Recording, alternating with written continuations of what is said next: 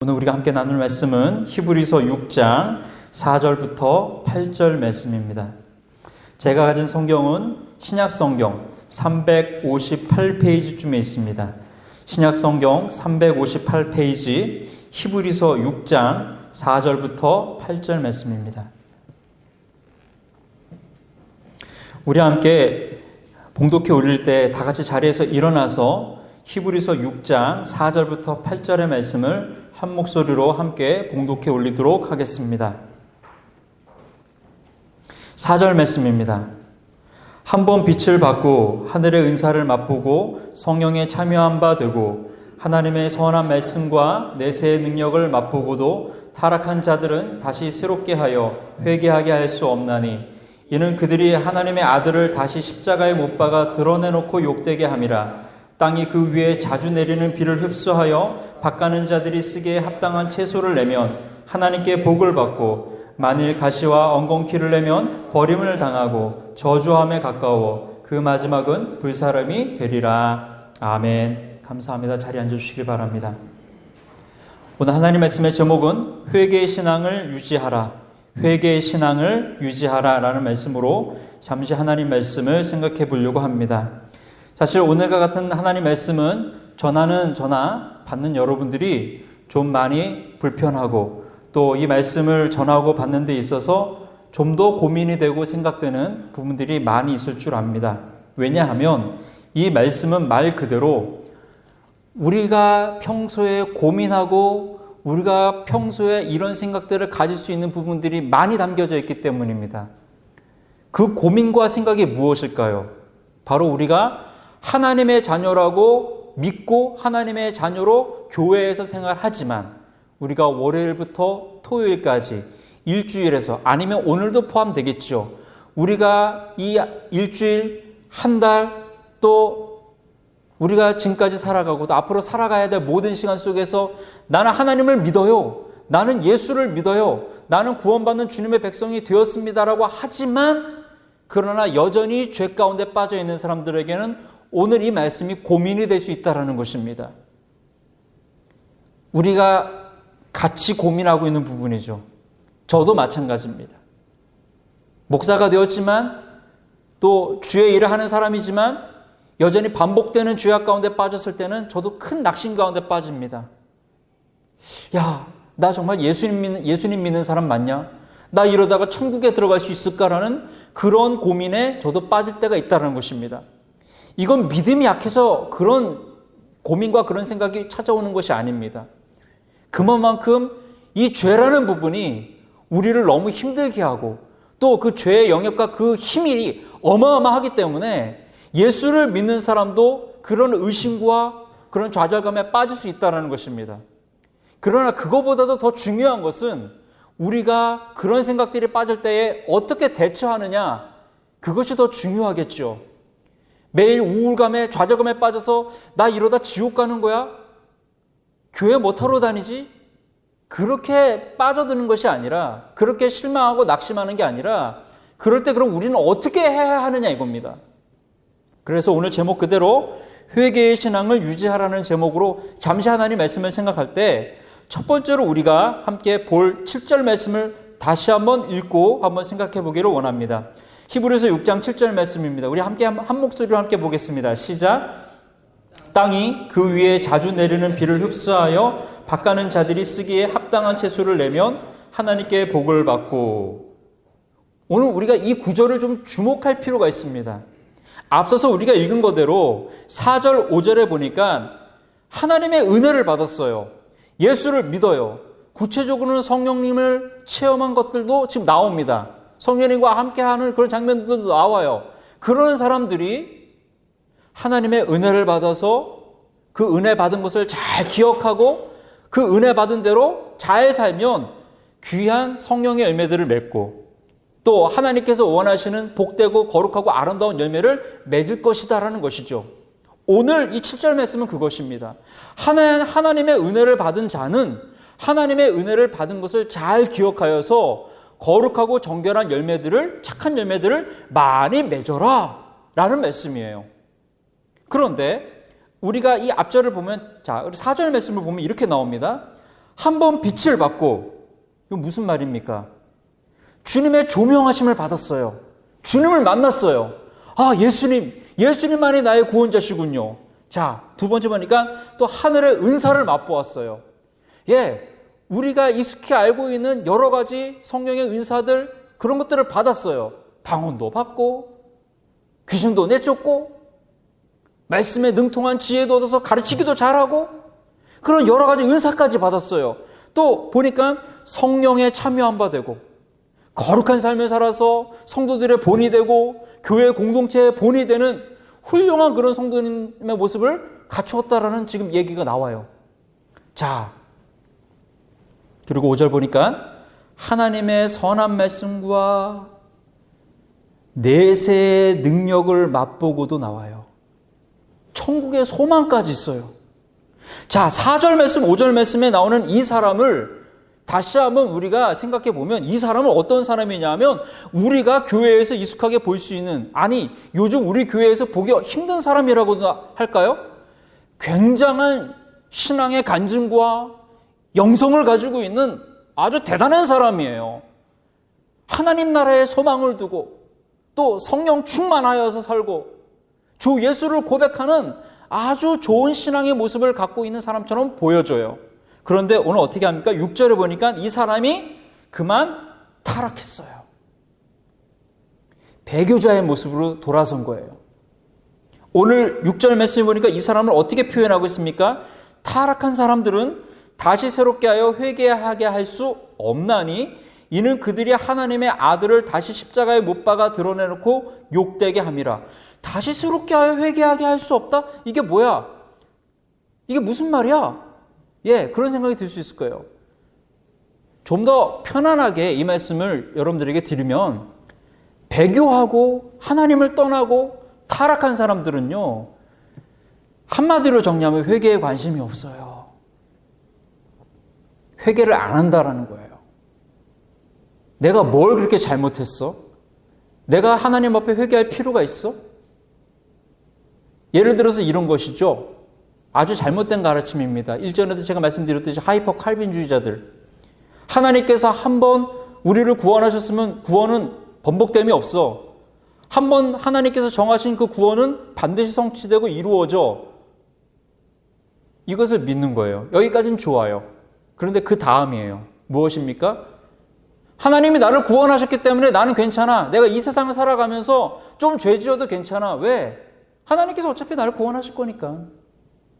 내가 좀 잘못하고 내가 죄 짓고 세상 사람들하고 똑같이 살아도 하나님 나를 구원하셨다며.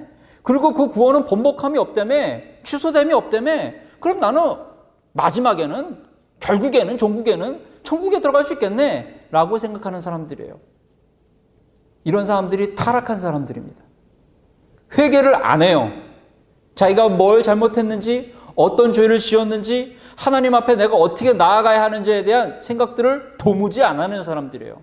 오늘 그 사람들은 어떻게 얘기하고 있나요? 오늘 6절 뒤에 보니까 십자가에 하나님의 아들이신 예수님을 십자가에 못 박아 드러내놓고 욕하는 사람들이에요. 드러내놓고. 우리가 오늘 이 말씀들을 통해서 우리가 좀 정리하고 오늘 제목대로 우리가 좀 생각해야 될 것은 무엇이냐면요. 신앙의 첫걸음이라는 것은요. 회개의 첫걸음이라는 것을 놓치지 않기를 바랍니다. 신앙이 좋으세요? 믿음이 좋으세요? 그러면 회개의 발걸음을 계속해서 유지하고 있다는 것을 여러분들 인식하시라는 거예요. 믿음 좋은 사람은요. 하나님 앞에 항상 고개를 숙이고 내가 무엇을 하나님 앞에 잘못했고 내가 하나님 마음을 어떻게 내가 아프게 해드렸는지에 대해서 늘 숙지하고 생각하고 있다는 거예요. 그게 믿음 좋은 사람의 삶의 모습이지, 믿음 좋은 사람은 앞서서 읽은 것 같이 내가 이렇게 능력이 많아, 내가 이렇게 은사가 많아, 내가 이런 일도 할 수 있고 우리 교회에서 이런 직분을 맡았고 그걸 내세우는 게 믿음이 아니라는 거예요. 우리 사랑하는 지체님들, 좋은 믿음을 갖기를 소망하십니까? 그러면 하나님 앞에 회개하는 심령으로, 겸손한 심령으로 살아가시기를 소망합니다.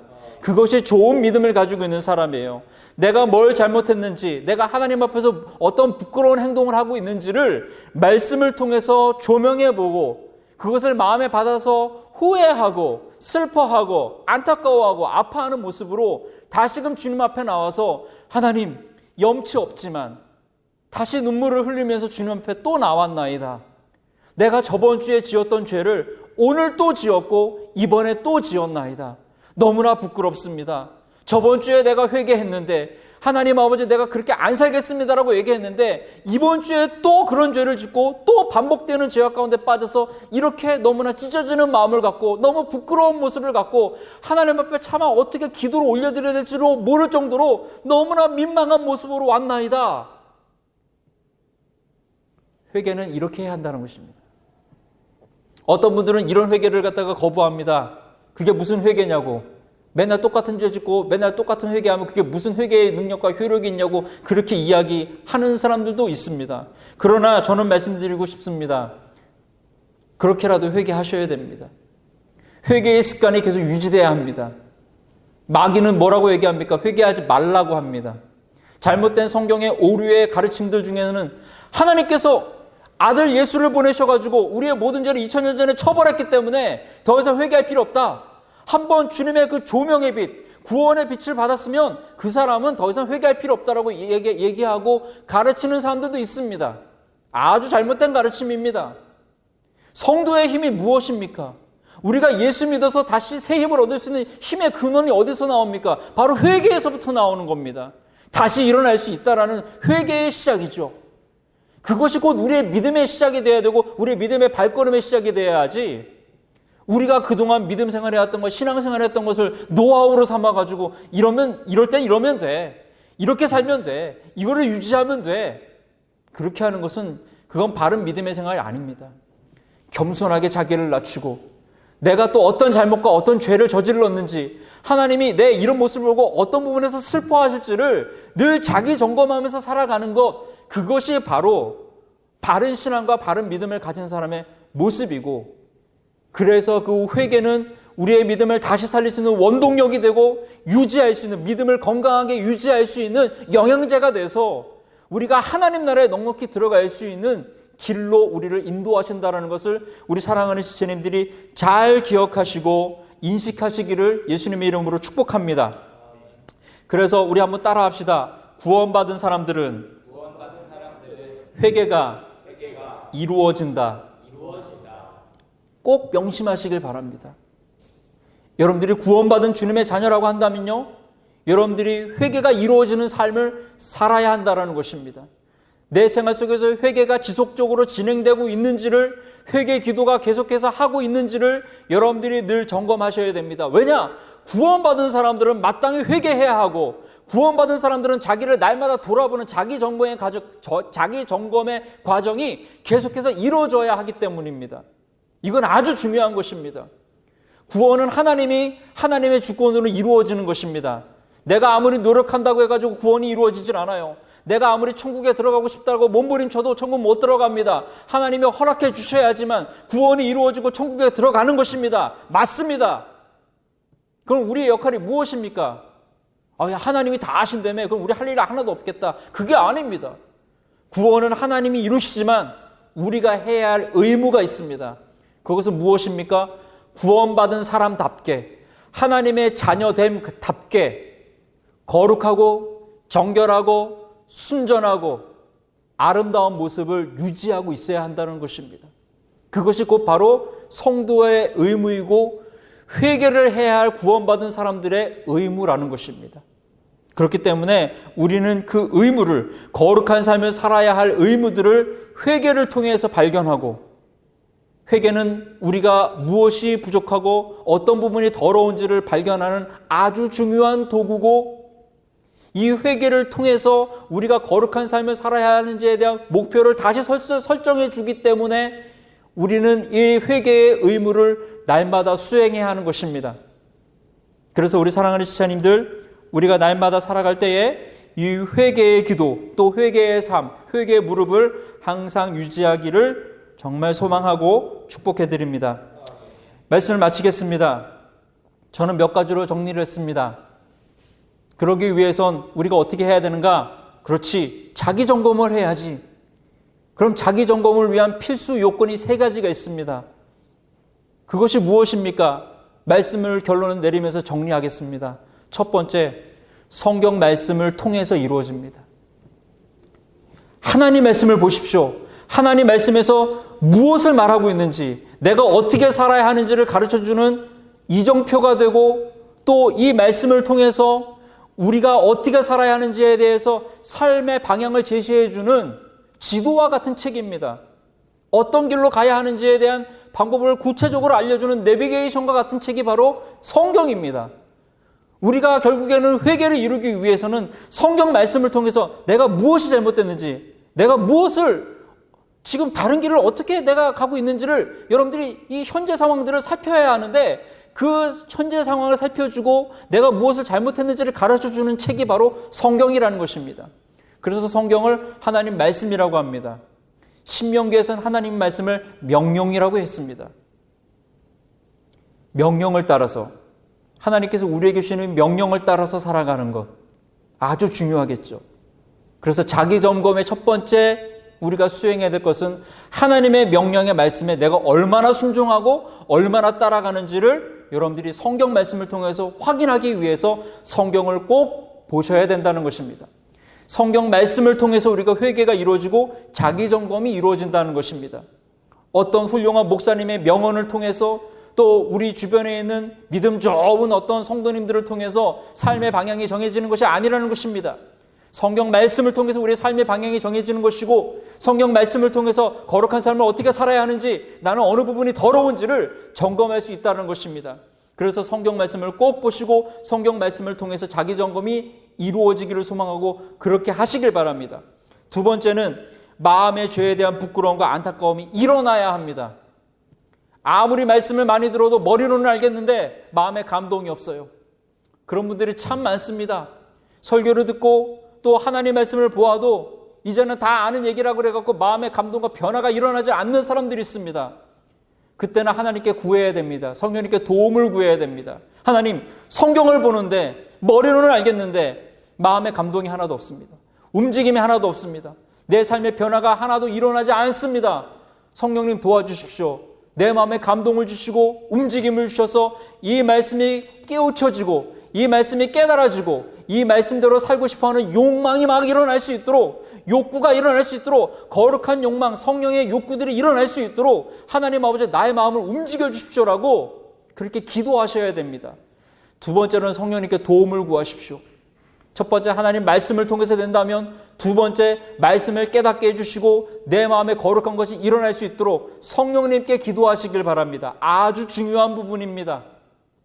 우리는 하나님께 기도한다고 하면서 성령님의 도움을 구하지 않는 부분들이 참 많습니다. 하나님께 열심히 1시간 동안 기도하지만 성령님의 도움과 성령님의 인도하심을 구하지 않는 그런 기도들을 할 때가 참 많다라는 것입니다. 성령 하나님도 삼위일체 하나님의 한 분이십니다. 하나님의 한 분이십니다. 한 분 하나님의 하나를 이루고 계시는 하나의 위십니다. 위격이십니다. 우리가 하나님께 기도할 때는 성령님의 이름을 꼭 부르고 그분의 도움을 구해야 한다는 것입니다. 그때 우리 안에 죄에 대한 부끄러움이 일어나고 죄를 통해서 안타까움이 일어나고 그래서 바르게 살아야 되고 주의 뜻대로 살아야 한다는 것을 성령님께서 우리에게 깨달음을 주시고 조명함을 주시고 그래서 살아갈 수 있는 바른 방향의 길로 성령님께서 우리를 이끌어 나가신다는 것입니다. 성화라는 것은 바로 그것입니다. 내가 깨끗해지는 노력이 아니라 다 퍼지고 빵꾸나고 엔진 과열돼서 길거리에 그냥 퍼져 있는 정말 혼자 힘으로는 기동이 안 되는 움직일 수 없는 그런 자동차를 견인차가 끌고 가는 것과 같이 성령님께서 우리를 이끌어 나가시는 것, 성령님께서 우리를 견인해서 하나님 나라로 이끌어가는 그 작업을 성화의 작업이라고 합니다. 그 작업은 성령님께서 하시는 거예요. 그래서 우리는 성령님께 기도해야 합니다. 마지막 세 번째로 자기 점검의 필수의 결론으로 우리는 하나님께 회개의 기도로 바른 삶을 유지해야 한다는 것입니다. 그래서 회개가 중요합니다. 우리는 어떤 기도의 제목으로 여러분들이 기도하고 계십니까? 그 기도의 대부분의 제목들은 여러분들이 구하고자 하는 간절한 소원의 기도 제목이십니까? 아닙니다. 우리가 하나님께 더 많이 기도해야 될 부분은 자기를 돌아보고 하나님 앞에 자기를 비추는 그런 기도여야 할 줄을 믿습니다. 생각해 보십시오. 내가 왜 이렇게 인생이 안 될까? 왜 이렇게 안 풀릴까? 그렇게만 우울감에 좌절감에만 빠질 게 아니라 왜 이런 문제가 생겼는지에 대해서 곰곰이 생각할 때 하나님께 구하는 것입니다. 그리고 하나님께 구하는 과정 중에서 자기를 돌아보는 것입니다. 왜 내 인생이 이렇게밖에 안 되는 것이지? 인생의 길은 하나님께서 여신다 그랬는데 내가 하나님의 길을 지금 어긋나서 다른 길로 가는 것은 아닌가? 내 앞길을 열어주시는 분은 하나님이신데 내 앞길이 막혀 있구나. 그러면 뒤 돌아서서 내가 하나님과의 관계가 제대로 잘 설정되어 있는지를 먼저 살펴야 된다는 것입니다. 그게 회개의 유용성입니다. 내 앞길이 막혀 있다는 것은 뻔히 보고 알고 있으면서 왜 막혀 있지? 나는 왜 이렇게 안 풀리지? 그렇게 전전긍긍 고민만 할 것이 아니라 뒤를 돌아보고 하나님, 내가 어디 부분부터 잘못 걸어왔고 어디 부분부터 내가 잘못했습니까? 주님께 물어보고 말씀을 통해서 내가 앞길을 가야 되는데 막혀 있는데 내가 주님과 함께 다시 한번 얘기해보고 주님이 원하시는 길을 내가 다시 한번 살펴보니까 제가 잘못된 길로 들어섰네요. 내가 잘못된 방법을 취하고 있었네요. 제가 잘못된 생각을 하고 살았군요. 회개는 그런 기회를 준다라는 것입니다. 그래서 회개의 기도를 많이 하고 회개의 시간을 가질 때 하나님과의 교통과 하나님의 생각이 이루어져서 우리가 바른 길로도 갈 수 있고 거룩한 주님의 자녀로도 살아갈 수 있다라는 것입니다. 그래서 오늘 말씀으로 정리를 했습니다. 자기 점검의 필수로 먼저 하나님 말씀을 열심히 보시고요. 또 성령님께 간절히 구하시고요. 회개의 시간을 통해서 여러분들이 가야 할 길들 또 거룩한 이 성화의 길을 넉넉히 잘 걸어갈 수 있도록 하나님께 도움을 구하고 잘못된 것을 깔끔하게 하나님 잘못했습니다라고 인정을 하고 다시금 새로운 길로 주의 말씀의 길로 걸어갈 수 있는 귀한 우리 사랑하는 지체님들의 삶이 되시기를 예수님의 이름으로 축원하고 축복합니다.